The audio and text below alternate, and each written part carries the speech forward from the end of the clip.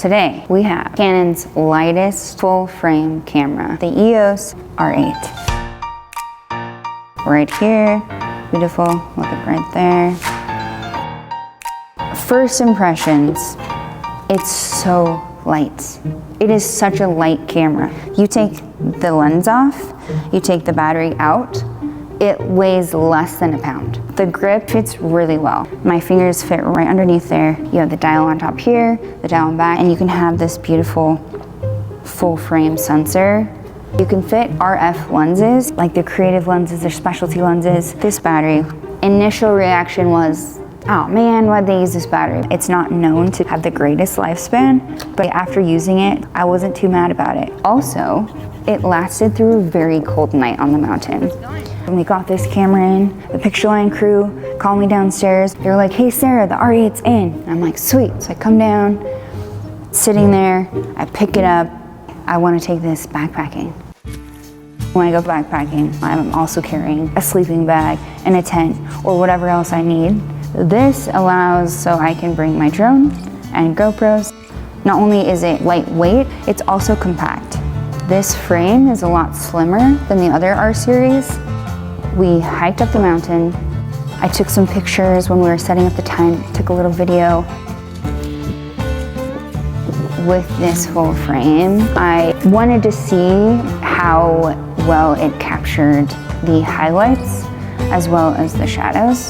So I took some pictures. I took some with the HDR, then I took some just in manual, and I was blown away by all the detail that was still kept in the snow, in the clouds. When the sun was setting, I took a shot of the sun kind of coming across the snow. I brought up the shadows, and you could still see like the details of the twigs and the trees. All of that on the mountain was this kit lens, which is this 24-50. I was impressed with this. You have this flip out screen. You can flip it out this way. If you're doing vlogger status, you can flip it out this way. Say you're a content creator or you're self-taught, you're wanting to take everything to the next step.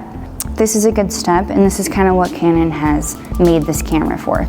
Their tagline is step into full frame. Why would you want to step into full frame? Well, you have a bigger sensor. So essentially you're getting more information, you're getting more light into that sensor, you have more shallow depth of field. You can use it in lower light situations because it can take in more light.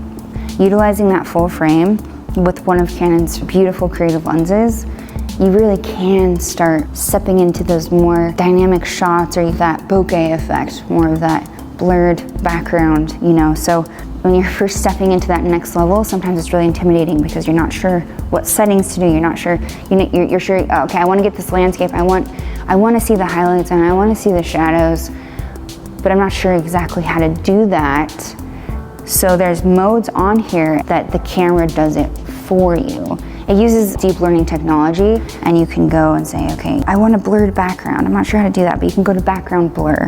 One that I wanted to try out, especially on the mountain, was a panoramic shot. It's just like a phone.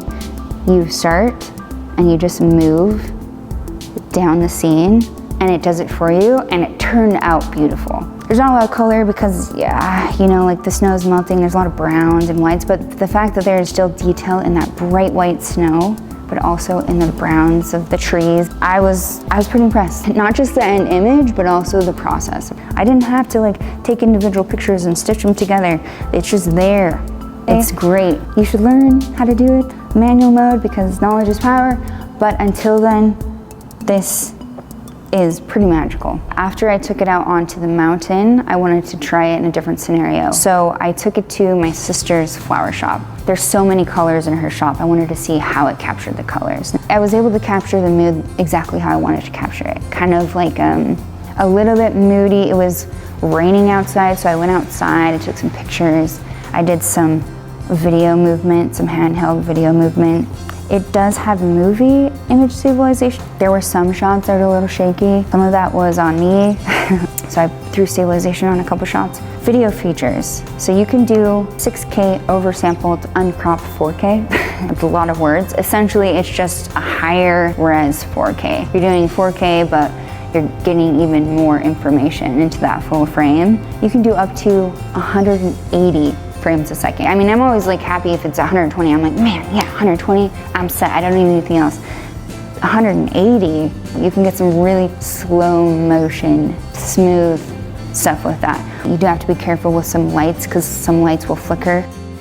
The full frame sensor is 24.2 megapixels. Some people say, oh, more megapixels is always better. That's not necessarily the case, especially with video. If you want to do low light, having less megapixels, so 24 is kind of that sweet spot, I think. If you're at a concert or some intimate setting where there's not a lot of light, this could capture that very well. Thank you for sticking around and watching our R8 review. If you have questions, please comment below. Give us some tips on what kind of reviews you would like to see. We want to help you become a better creator. You can purchase the gear from us, that's cool too. Hit that subscribe button. I've always wanted to say that.